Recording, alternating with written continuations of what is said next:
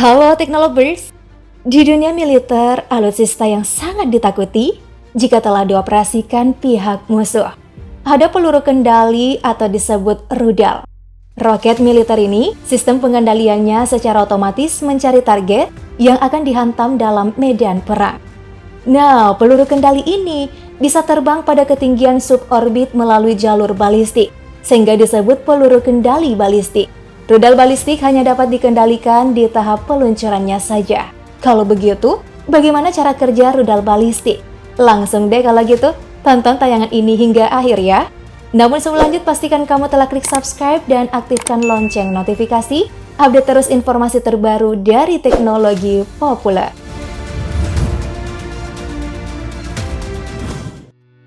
Senjata peluru kendali pertama kali digunakan Jerman di masa Perang Dunia Kedua.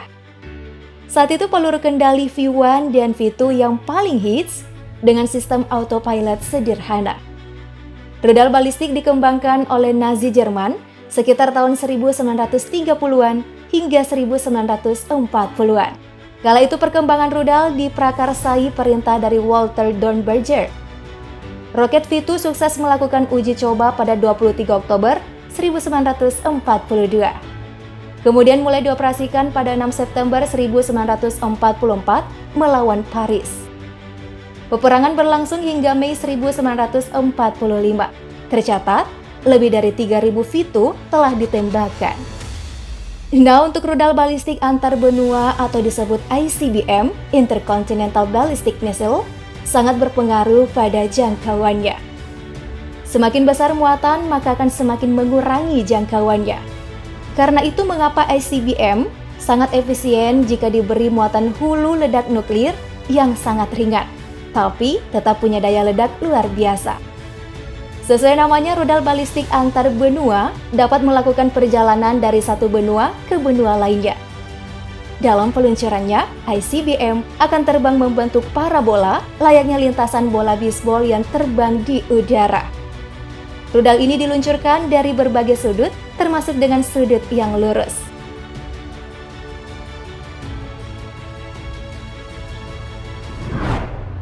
Terdapat 3 tahap peluncuran rudal balistik.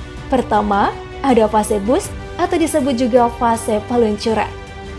Fase ini terjadi ketika rudal meluncur akibat dorongan mesin roket. Selama tahap ini, roket mengirim ICBM ke udara. Nah, saat didorong ke udara, roket meluncur sekitar 2 hingga 5 menit. Itu pun terbagi atas 3 tahap roket. Masing-masing roket akan mengudara setelah terjadi pembakaran. Setelah pembakaran roket tahap pertama berhenti, lalu beralih ke roket nomor 2 yang melanjutkan pembakaran dan penerbangan. Kemudian roket ketiga meluncur. Roket ada terbang ke angkasa pada ketinggian 400 km. Rudal balistik memiliki daya jangkau mencapai 5.500 km ini dirancang untuk mengirimkan 1 atau lebih hulu ledak nuklir. Roket memiliki bahan bakar berupa propelan cair atau padat. Kalau untuk propelan cair, umumnya membakar lebih lama di tahap dorongan dibanding roket propelan padat. Roket propelan padat mampu memberikan energi yang besar secara cepat akibat pembakarannya yang juga lebih cepat. Namun, kedua bahan bakar ini tetap sanggup mengirimkan roket sama jauhnya. Umumnya negara yang baru saja mengembangkan rudal balistik akan memilih menggunakan propelan cair karena teknologinya masih lebih mudah dipelajari. Jika sudah berhasil dengan propelan cair, barulah mereka pindah ke propelan padat demi mengefisienkan waktu akibat waktu pembakaran yang lebih singkat. Termasuk lebih memungkinkan menghindari bahaya yang berhubungan dengan propelan cair beracun maupun mudah terbakar.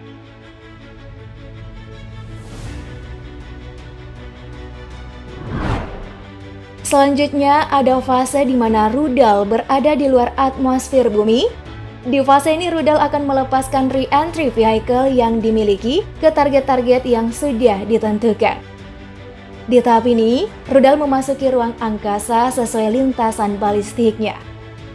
Nah, faktanya, selama berada di ruang angkasa, rudal akan melesat lebih cepat, bisa mencapai 30.000 km per jam. Maka dapat disimpulkan, tidak ada sedikit pun kendala yang dilewati di luar angkasa.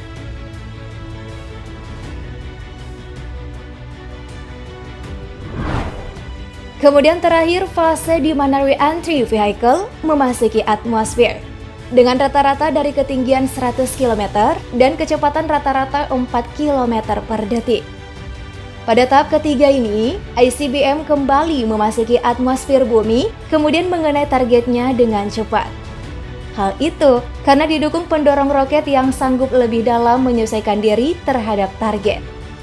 Rudal balistik memiliki perisai panas yang tepat, di mana panas ini muncul saat rudal memasuki kembali atmosfer yang dapat membakar dan menghancurkan sekaligus.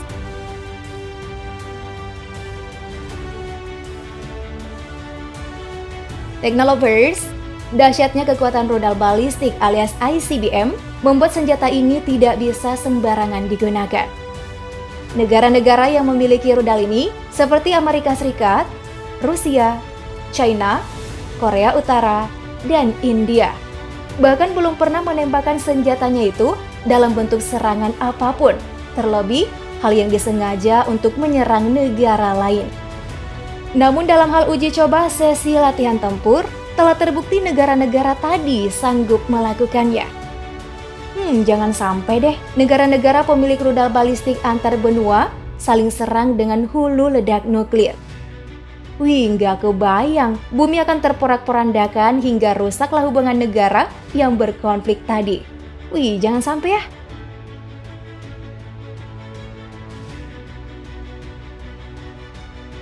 Nah, perlu diketahui nih, melansir Wikipedia, rudal balistik terbagi lagi menurut jangkauannya.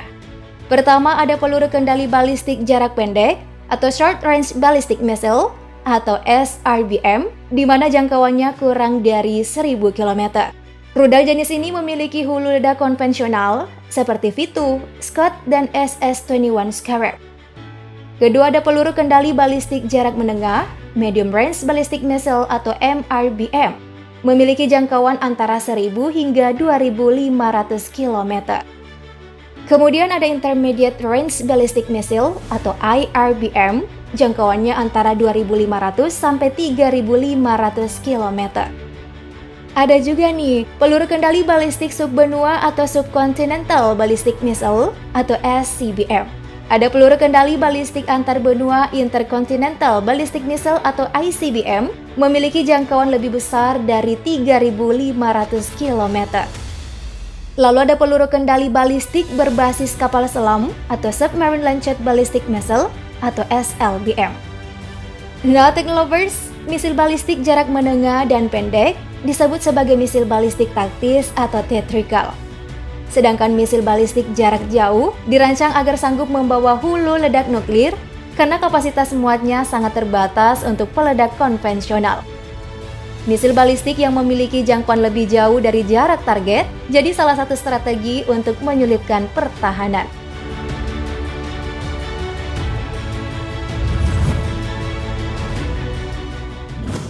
Kurang lebih begitulah ya cara kerja rudal balistik.